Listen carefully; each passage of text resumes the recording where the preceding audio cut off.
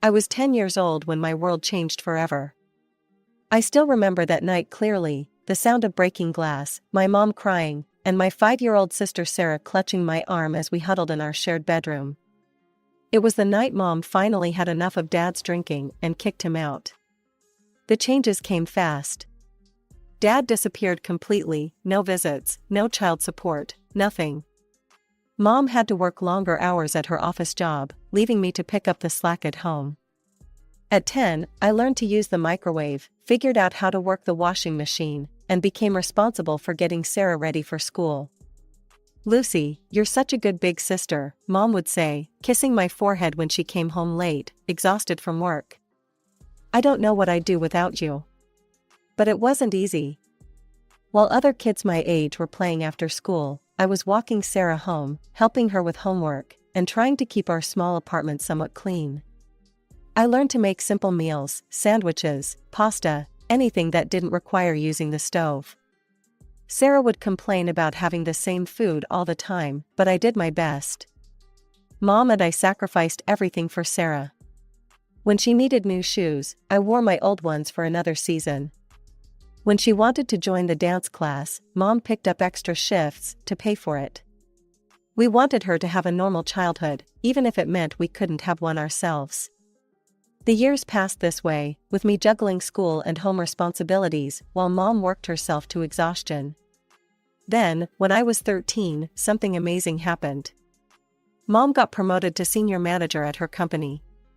Suddenly, our financial struggles began to ease. "Girls, I have something to tell you," Mom announced one evening, her eyes sparkling with excitement. "We're going to be able to move to a house. A real house with a yard." Sarah squealed with delight, but I felt a mix of emotions. Yes, I was happy we'd have more space, and Mom wouldn't have to work quite so many hours. But I'd made friends in our neighborhood, and my school was here. When Mom said I could stay at my current school, I felt relieved. Sarah, however, was enrolled in an expensive private school across town. Several years have passed since then. Mom earned well, and I was able to continue my studies after school. The day I left for college was bittersweet. Mom helped me pack my few belongings into her car for the 3-hour drive to State University, while Sarah lounged on the couch, barely looking up from her phone to say goodbye.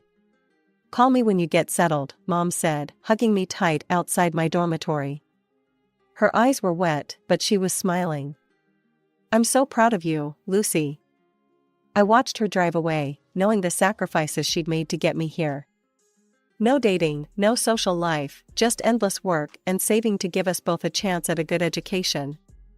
The tuition money she'd saved for me represented years of overtime and careful budgeting. I was determined not to waste a penny of it. My dorm room was tiny, with creaky furniture and a roommate who barely spoke English, but it felt like freedom. Within a week, I'd found a job at the campus coffee shop, working early morning shifts, before classes. The manager liked that I already knew how to balance responsibilities. Between classes, work, and studying, I barely had time to breathe, but I loved it.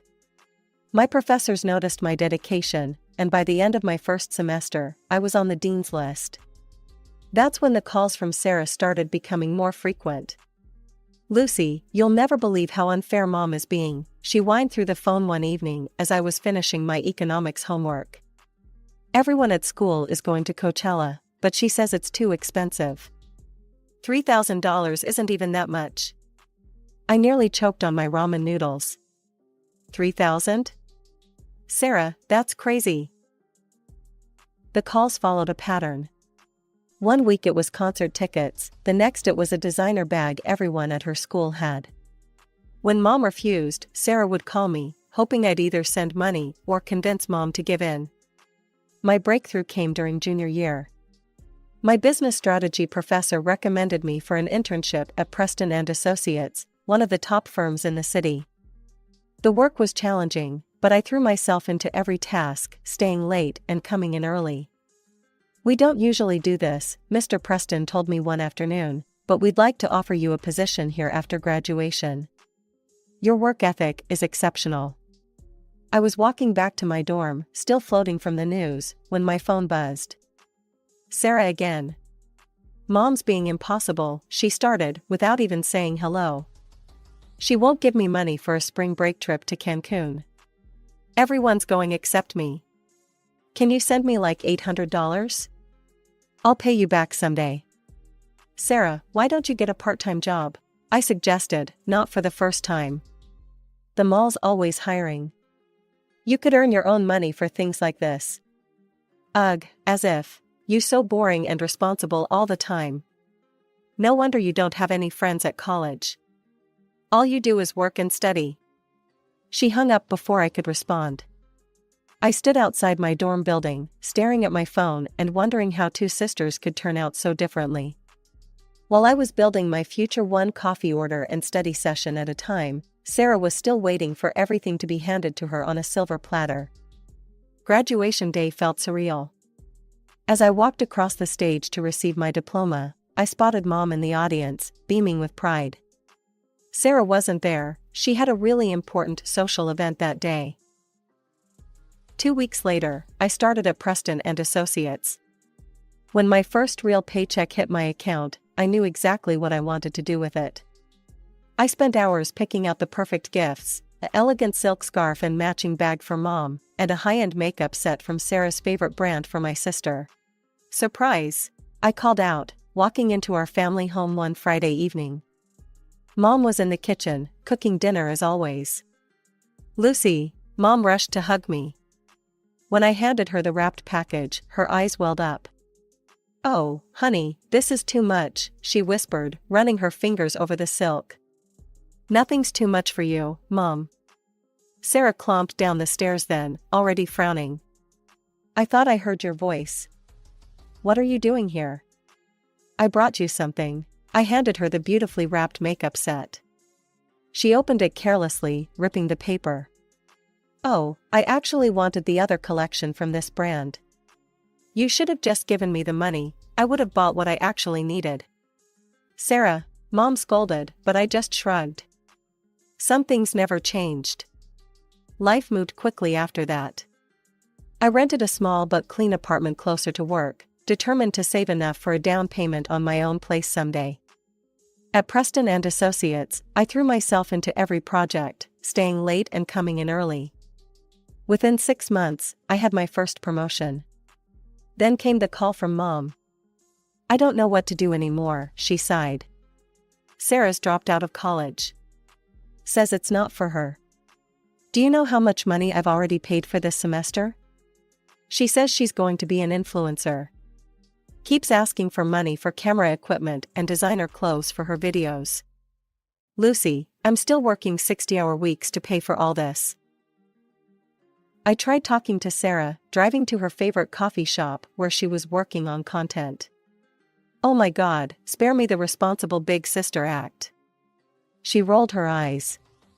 Not everyone wants your boring corporate life. I'm building my brand. Mom gets it, even if you don't. But Mom didn't get it. She kept working overtime to support Sarah's influencer career, which seemed to consist mainly of shopping hauls and coffee shop photos. Then I met James. It was at my friend Maria's housewarming party. He was her colleague from the architecture firm down the street. Want to grab coffee sometime? He asked as the party was winding down.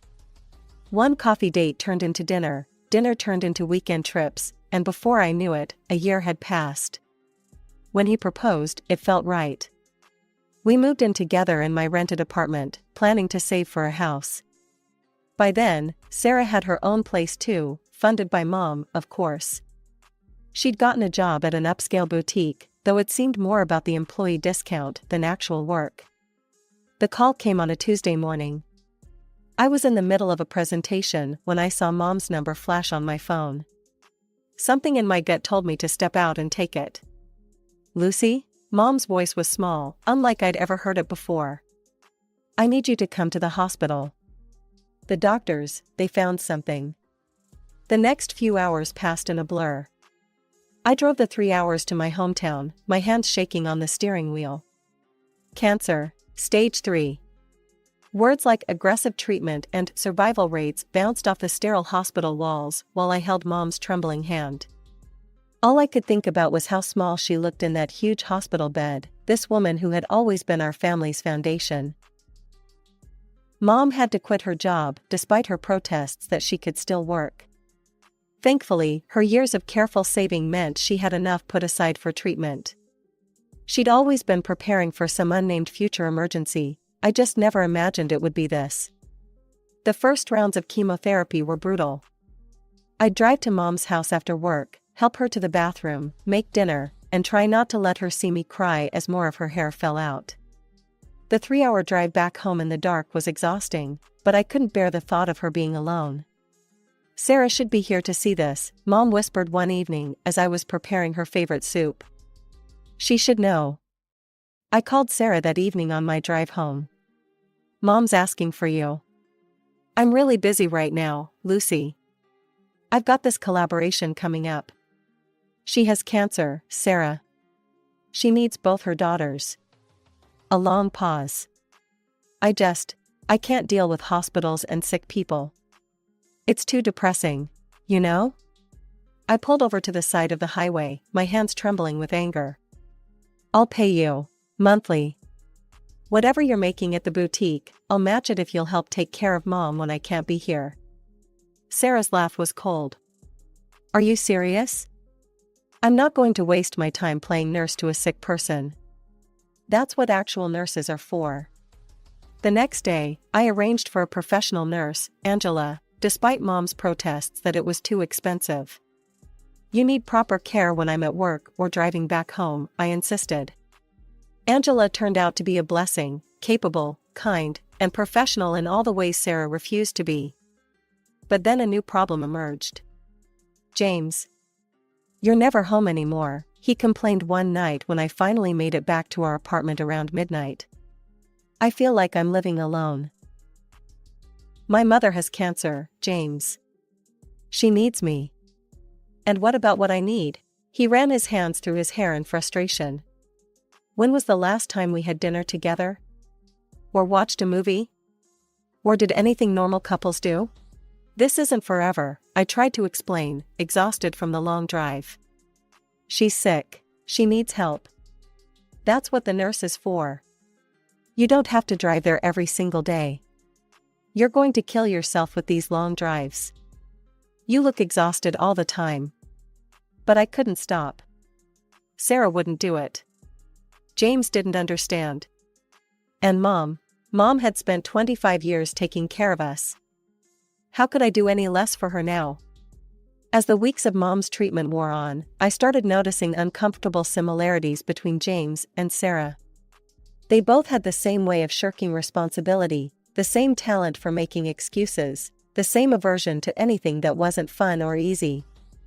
I first noticed it during one of our weekend visits to Mom's house. While I was upstairs helping Mom with her medication and making sure she ate something, I could hear laughter floating up from below. James and Sarah were sitting in the living room, sharing jokes and stories like old friends. Honey, Mom whispered, go tell them to keep it down. I went downstairs to find them sharing Sarah's phone screen, both grinning at something. Could you two please keep it down? I asked, trying to keep my voice level. Mom's trying to rest. And James, could you come help me with her lunch? They looked up at me like teenagers caught passing notes in class. Always so serious, Sarah rolled her eyes. God, you're such a buzzkill, James added. Totally boring, they said almost simultaneously, then burst into fresh laughter at their synchronicity. I stood there, watching my husband and sister share a private joke at my expense, and felt something shift inside me. Something important was happening here, but I was too exhausted to figure out what it was. The months crawled by in a haze of hospital visits, late-night drives, and increasingly frequent moments of finding James and Sarah in deep conversation. But then, finally, a miracle, Mom's latest test showed remission. The cancer was retreating. You need a break, my boss said after I burst into tears of relief at my desk. Take some time off. You've more than earned it. That night, I browsed through travel websites, looking at beach resorts and tropical paradises. For the first time in months, I let myself dream about something other than hospital corridors and medication schedules. The Maldives? James said, suddenly interested as he peered over my shoulder. It was the most engaged he'd been with me in months. That looks amazing. I was thinking about a couple of weeks there, I said cautiously. Now that Mom's better. Yes, his enthusiasm surprised me. Let's do it, I'll take time off too. God knows we need this. For the next few days, we were almost like newlyweds again, excitedly planning our trip. We booked an overwater bungalow, researched restaurants, planned snorkeling excursions. James even surprised me by arranging a couple's massage package. For the first time in months, I felt hopeful. Maybe this vacation would help us find our way back to each other. Maybe all we needed was some time away from everything, the hospitals, the stress, the constant worry. 1 week before our scheduled departure to the Maldives, Mom collapsed. I was at work when Angela called. Lucy, you need to come quickly. Your mother's not well. The familiar drive to Mom's house had never felt longer. At the hospital, the doctors spoke in grave tones about heart complications from the chemotherapy. Mom looked so fragile in the hospital bed, nothing like the woman who'd raised us. Sarah, I said when she finally answered my call, I need you to stay with Mom. I can't be here all the time, and she needs someone. Are you kidding me? Sarah cut me off. I told you, I'm not playing nurse. I have plans. I hung up and called James next. His reaction was worse. No, he said flatly when I told him I couldn't go on the trip. No way. You are not canceling this vacation. My mother is in the hospital. There's always something with your mother. The tickets are non-refundable, Lucy. I'm going, with or without you. Are you serious right now? My mother could be dying. Yeah? Well, our marriage is dying too, but you don't seem to care about that. I packed a bag and moved to Mom's house that night. James didn't try to stop me. 2 days later, my phone buzzed with an Instagram notification. James had posted a photo of his overwater bungalow. Paradise found, read the caption. I tried to push down my anger and focus on Mom. But on the third morning, as I was helping her take a sip of water, she squeezed my hand weakly. Lucy, she whispered. I'm sorry. Those were her last words. Her heart gave out an hour later. The world stopped making sense. I moved through the next few hours in a fog, holding her cold hand until the doctors gently pulled me away. My calls to James went straight to voicemail. Sarah's phone just rang and rang. I sat alone in Mom's quiet house, surrounded by sympathy casseroles from neighbors, trying to plan a funeral for the woman who'd given everything for us. The funeral home needed decisions. The obituary needed writing. But my husband was gone, and my sister was nowhere to be found. In desperation, I called Jenny, Sarah's best friend since high school. Jenny, have you heard from Sarah?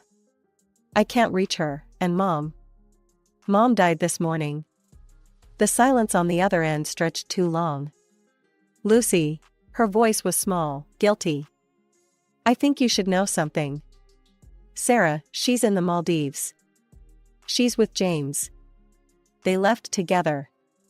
I'm so sorry, Lucy. I should have told you sooner, but Sarah made me promise. I hung up before she could finish.